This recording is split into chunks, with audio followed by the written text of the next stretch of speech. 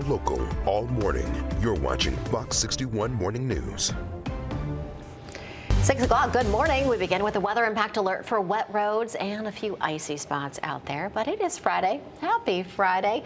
Thanks so much for checking in with us here at Fox 61 and Fox 61 Plus America areas. And I'm Bridget Pirlonia. Roads nothing like they were Wednesday morning. So that is definitely a big relief as we start our Friday morning. And I look forward to the weekend. It's going to be a pretty nice weekend, Rachel. The weekend look good. We're going to drop that weather impact alert for 7 a.m. as the roads are and the weather is sort of behaving at this point. Higher elevations could see some isolated slick spots, but it's not a widespread issue, that's for sure. Wet roads across parts of the state, but we're already drying out now.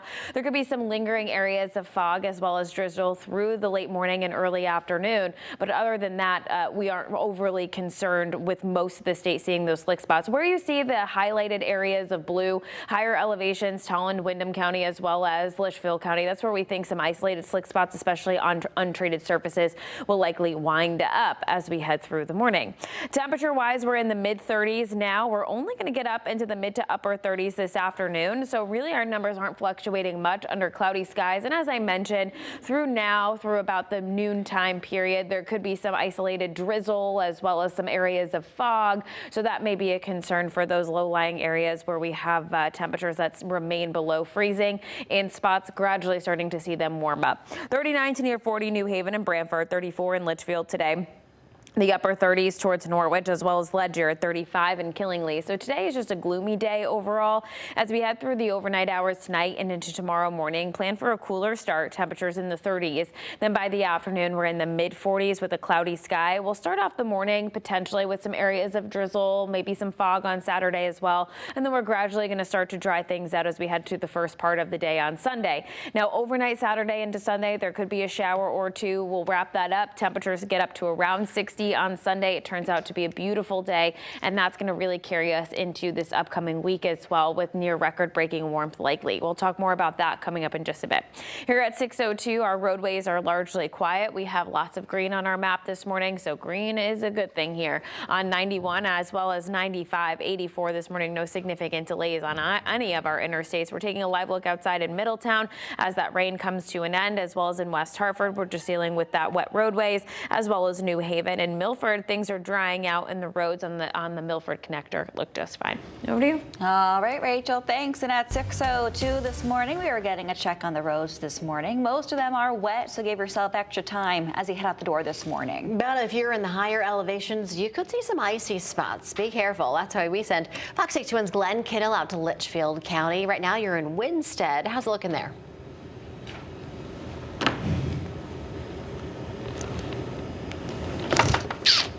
That we were seeing up in the higher elevations in Litchfield County. Right now we're in Winstead, downtown Winstead. We were just going through there, and this is the scene from the roads out here this morning. Really just wet roadways is mainly what we're seeing. These roadways seem to be either they were treated or really just not seeing these icy patches that we might have been seeing in the higher elevations on the sides of the road. But mainly what we have right now is just a little bit of the slick roadway just because it's a little wet outside this morning. So definitely give yourself a little extra time heading out the door, but nothing to necessarily turn your nose up at if you're going out the door this morning. So definitely take it slow out there. Going to be a little bit of slick in terms of just the wet weather and the wet roadways that we have. If you're in those even higher elevations up in Norfolk and Colebrook, those towns up there might have some icy patches on some untreated roadways as the temperatures kind of still hover above freezing or just at freezing this morning.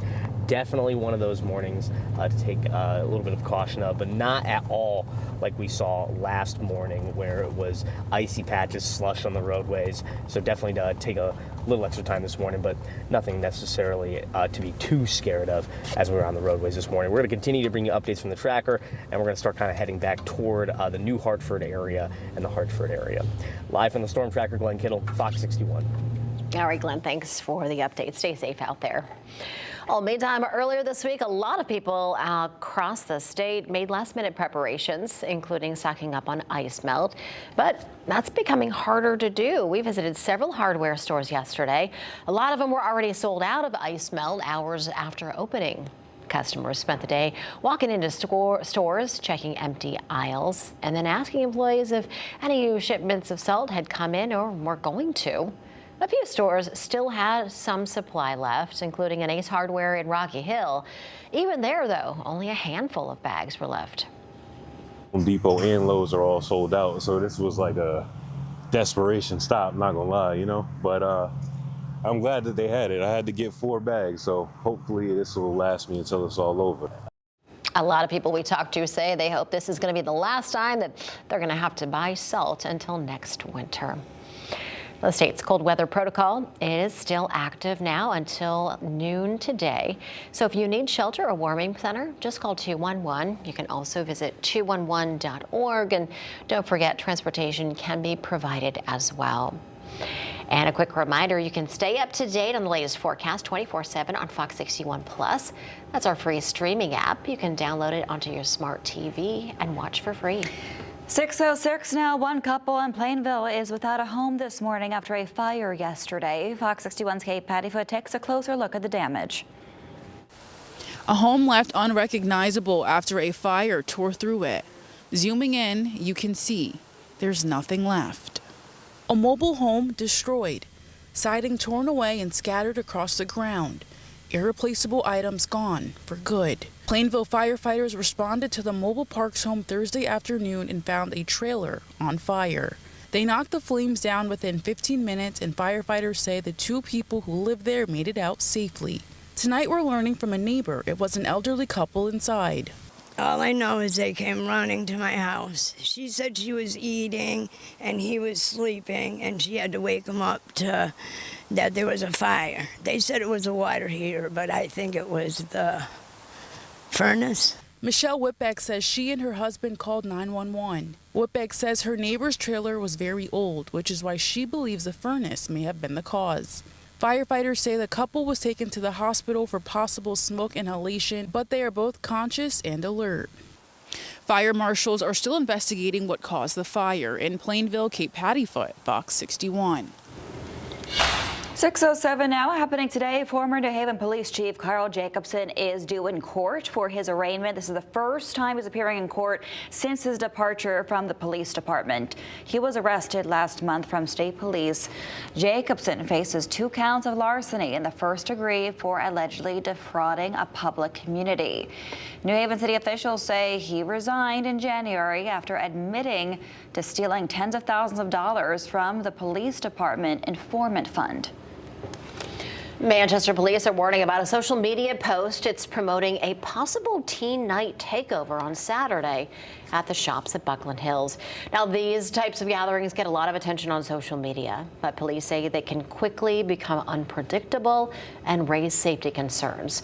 So police are planning to increase patrols around the mall, and they say there will be a zero tolerance for any unlawful behavior. 6:08 now. Do not eat fish in the West River in New Haven and West Haven. That is the warning from the State Department of Public Health after a tanker truck caused a massive fuel spill in West Haven a week ago. Here is a look at the map DPH has sent us. The advisory covers the section of the West River starting from Derby Avenue, continuing downstream to Kimberly Avenue.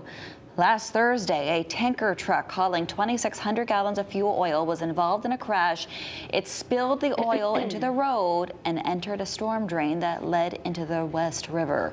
Crews have been working to contain the spill as it enters the water, but officials say the advisory is in effect for the next 2 weeks until no observable sheen or odor is found. After 2 deadly police shootings in Hartford in less than a month, there have been a lot of questions about the use of non-lethal tools and whether officers should be required to carry them. Right now, there is no statewide law that mandates police officers in Connecticut have tasers with them. Departments here set their own policies. Experts say most cities and towns require officers on patrol to have them, but in Hartford, that's not the case. According to police, all officers are trained and issued a taser when they join the department, but it's ultimately up to each individual officer whether or not they carry it on duty. Hartford police say about 75% of their officers choose to carry one. Body camera footage from one of the recent incidents shows an officer deploying a taser several times at a man who was holding a knife, but it didn't work. Another officer then shot the man, and then he died a few days later. Ken Barode is the Associate Director of UConn's Institute of Municipal and Regional Policy. He explained to us why a taser may not work. Tasers, as an example, they're challenging tools to use, particularly this time of year. They work really well when they make contact with an individual's skin. And they work really well when there's 2 points of contact on the body. They work less well when we're wearing thick clothing or we're wearing a big coat or multiple layers. Investigations into both deadly use of force cases are ongoing, but experts say the incidents could spark new conversations about whether Hartford officers should be required to carry tasers on patrol.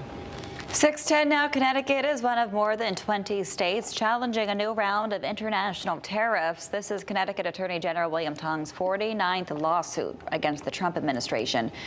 Connecticut joined more than 20 states to file the case in U.S. Court of International Trade, accusing the president of using the wrong federal law to impose these tariffs. Just weeks ago, the Supreme Court struck down earlier tariffs. Tong is now calling for refunds of more than $1,700 per Connecticut household. The White House says the president acted within his authority, and he plans to defend the tariffs in court. This morning, Israel launched more airstrikes in Lebanon and Iran, and it appears the U.S. has hit an Iranian drone carrier out at sea. President Trump says that he wants to have a hand in selecting Iran's next leader. This comes as the White House says that regime change is not its primary goal in Iran. The Pentagon says stronger strikes are still to come. U.S. officials say a ground invasion isn't planned, but it has not been ruled out. Since the conflict began, Iran launched attacks on a dozen countries in the Middle East and beyond. Right now, the State Department is helping evacuate Americans stranded in the Middle East.